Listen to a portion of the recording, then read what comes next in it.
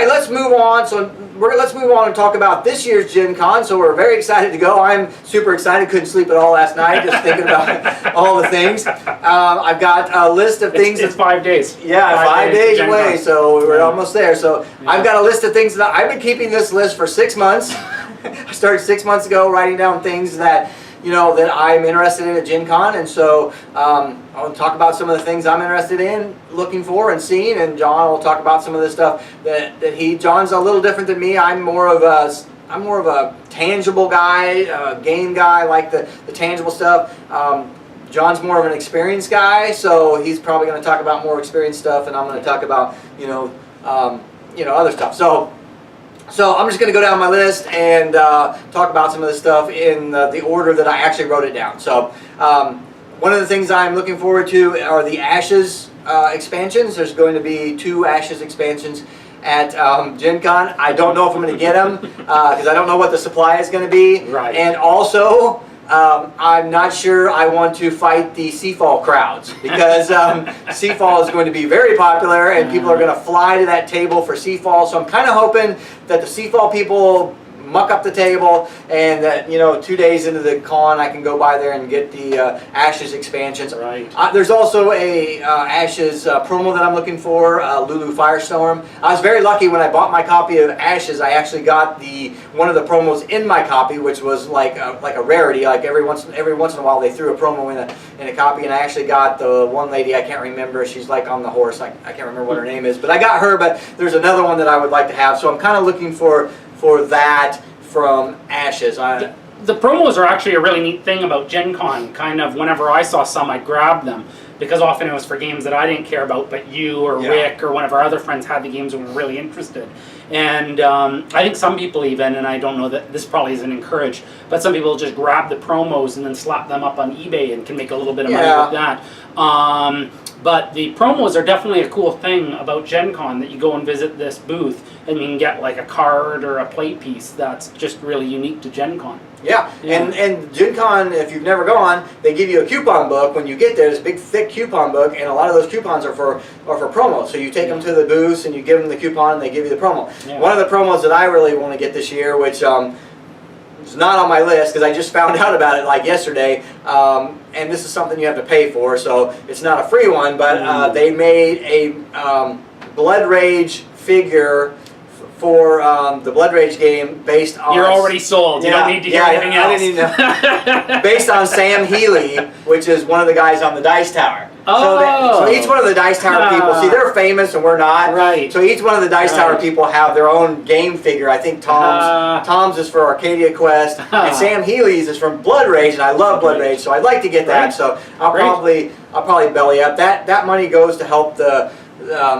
Dice Tower, and so they're how much is it? I think it's probably $20.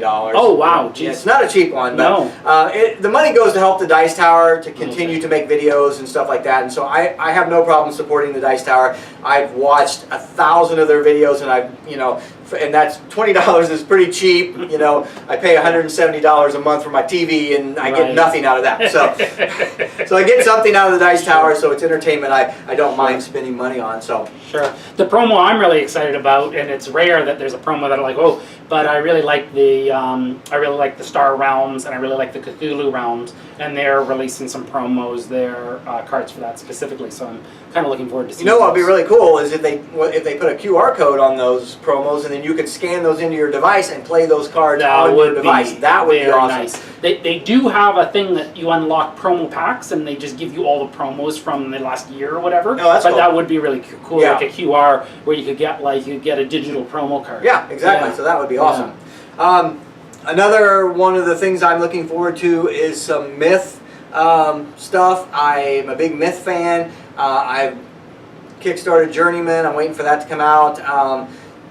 I heard a rumor that some Journeyman was going to be at Gen Con if you're wanting to fight for things I heard they're going to have a few copies. I don't care. I'm not one of those people who cares if the people at Gencon get a copy before a Kickstarter backer. I could care less. But I heard a rumor there's going to be. But I'm more looking for little promos for Myth, and I'd like to have some updated cards because they've gone to the 2.0, and I have cards for my Myth, especially quest cards and stuff that I've bought that I have 1.0 versions of, and I'd like to see if I could get updated versions. So I'm definitely looking forward to that. Mage Wars, I am going to go by there because I want to get another mat for Mage Wars Academy. That's another thing. Last year they had these beautiful play mats for Mage Wars Academy that line out everything you're supposed to do and have all the rules on there and everything else. And since then, nothing. They've got them on their website, but they're $15 on, or I think they're $16 on their website, and the shipping is like $20. so nobody's going to buy a $15, $16 mat and pay $20 for shipping. So that's been a disappointment too. So I'm hoping to get another mat because it's a 2-player game. You know, and I got one mat. I actually made a mat, you know, just with a marker on a white mat, but I'd like to get another mat. So I'm hoping to get that, and I'd also like to get some more dice. Because last year when I opened my Mage Wars Academy, there was no dice in it. So I've been using dice that I got out of my Mage Wars. So anyway, so I like to get some dice and stuff like that. So I'm planning on going and seeing them for that. They also have the new Mage Wars expansion that's going to be out, and I might pick that up. I haven't played regular Mage Wars in so long, but I've kind of managed to sneak in a few Mage Wars cards into my Academy, and you know, they say you're not supposed to do that, but I don't really care. It's my game. So I might pick up the new expansion just to steal some cards out of there. Yeah, so, great. I want to go by and see the people from Mantic Games. Mantic people are really nice, and I just want to say I bought an expansion for Mantic, and I had a figure with a missing head. I contacted them. They sent back an email. It was kind of funny because they made the comment that they're sure that Orloff lopped off the goblin's head in shipping. So I thought that was quite funny but no problem. They sent me a new figure with the head and everything. I want to go by and see them because I want to see if they have any promos or miniatures or anything for Dungeon Saga because I like that game. It's a really good game. If you haven't checked it out, it's hard to get. I think it's popular, so it's hard to get a hold of some of the things. But if you can get it, it's a good game, and I'm going to go by and see Mantic and see what they've got for Dungeon Saga. It's funny because I love Asmati Games. I love their library. I love what they produce. But they're at Gen Con, and all they seem to do at Gen Con are like learn how to play our game, like sales demos.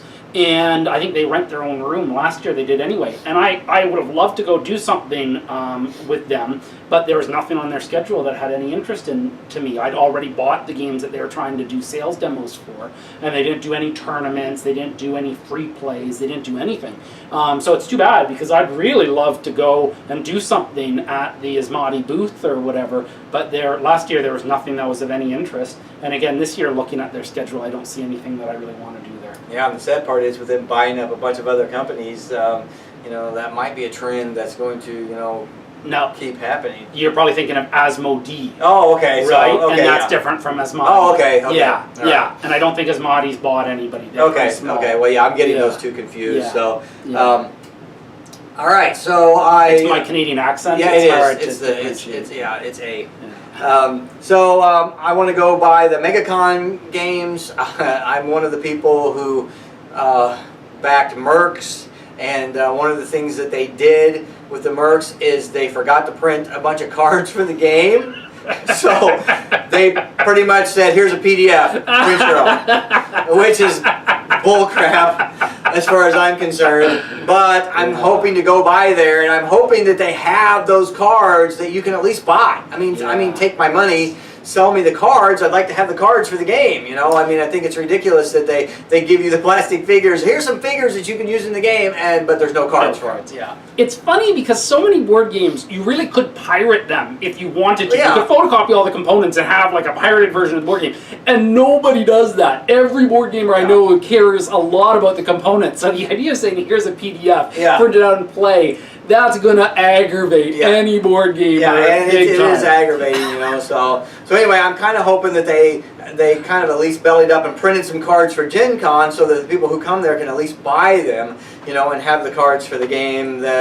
the game, I'm really on the fence on the game. I really can't say whether it's a good game or a bad game because I haven't played it enough. I haven't really given it a chance. So I'd be angry in your shoes if you had to pay for the cards after they kind of had failed to include them. Well, it's not all the cards. I mean, there's probably about 10 figures that I would be mad if I was Richard because our buddy Richard backed. So they had an add-on to the Kickstarter, which was where you could get every figure that they've ever made.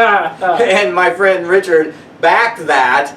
And most of those are the ones that the cards didn't come from. I got about 5 or 6 missing cards for figures. He's probably got 30. If I was him, I would be livid. And I mean, that was an expensive add-on. I mean, the add-on was almost as much as what I paid for the Kickstarter. Right. And then they didn't give cards for it, so that it's kind of crappy. But MegaCon did a lot of crappy stuff in that Kickstarter. So I don't know. That's the kind of thing that can cripple a company, so I'm hoping they get this fixed for Myth because I like Myth and I'd like to see it continue to come out and new things come out for it, but I guess we'll wait and see. So speaking of Myth, it was kind of interesting because one of the things last year is that we had a buddy who's really into board games, and we told him he should go to the Myth demo because you loved Myth and we thought he'd like it. That wasn't Myth. Oh, wasn't that what? No, that what was that was Dungeon Dwellers. Which is a really good game and one of my favorite games, but it was Dungeon Dweller, not it was Myth. Dungeon Dweller. But the funny thing is the demos are certainly a part of the scene at Gen Con,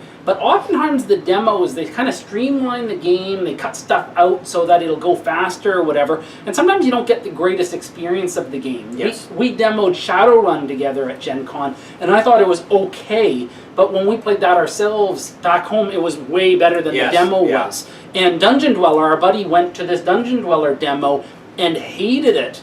And when he was complaining about it, his complaints made no sense to us whatsoever. Yeah. And so they played this weird variant of the game for the demo that had not portrayed that it was actually a pretty good game. Yeah, and keep in mind that a lot of these demos are put on by volunteers who they get at the start of Gen Con, and half of them don't know the game. And so sometimes they'll show you the game completely wrong. So I mean, you got to take these demos with a grain of salt.